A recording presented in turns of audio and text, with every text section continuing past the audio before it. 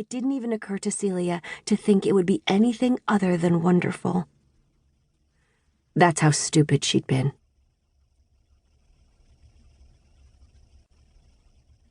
Act 1.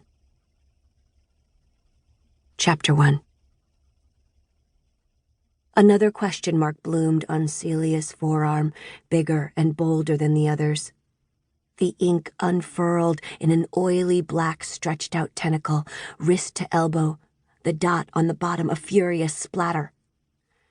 An hour ago, Celia had still tried to hide Anya's messages by tugging her shirt sleeve down. An hour ago, she'd still cared that she was in a busy shisha lounge, surrounded by people who might notice the strangeness of divine tattoos appearing, then vanishing on her skin. But lovely absinthe made cares like that disappear. Celia pressed her finger to the angry splotch on the bottom. "I tell you where I am, Annie. If only I knew." Her gaze drifted over the haphazard collection of empty glasses on the table in front of her. Huzzah, absinthe.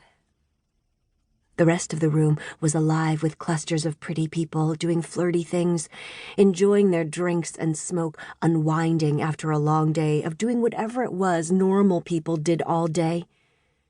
Shimmering tenors, as individual as fingerprints and much more visible, shone around each body. Tenors were usually the boldest thing about a person's look, but there in the lounge, their glint and vibrancy blended in the fog of shisha smoke that swirled from the colorful hookahs.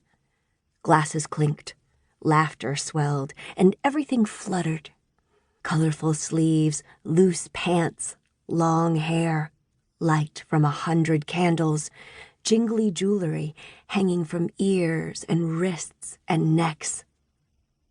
With her black everything, short hair, suspenders, tie, top hat, attitude, Celia stuck out like a monochrome stain amid all the color and life. Judging by the lounge owner's fluency in scowls, they'd finally noticed. Not bothering to write her awkward sprawl, Celia smiled as they approached. Or maybe it wasn't a smile, but a frown. Whichever way was up, whichever way was down. "Time to move on," they said, their voice a deep baritone. No. Time to take a hostage. Pulling the hookah to the floor, Celia clamped the large bowl between her legs and hugged tight around its neck. They wouldn't muscle her out with so much expensive blown glass at risk.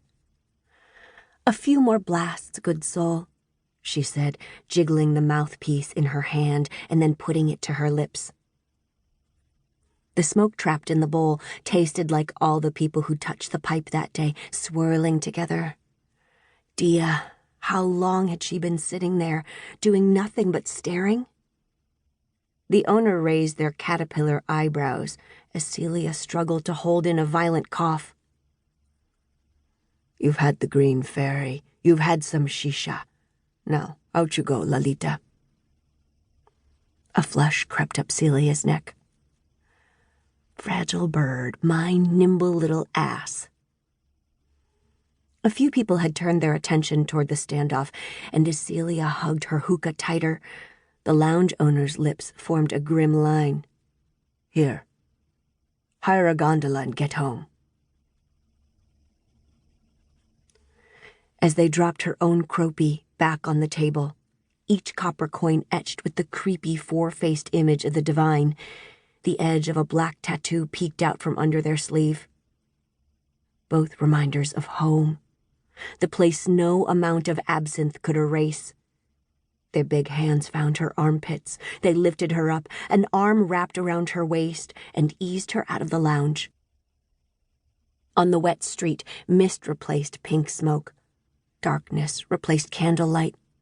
Gray streets replaced warmth and color.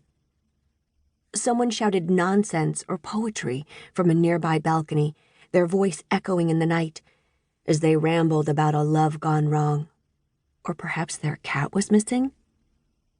Celia considered transforming the lament into a duet. Woe to the inklings who cannot escape.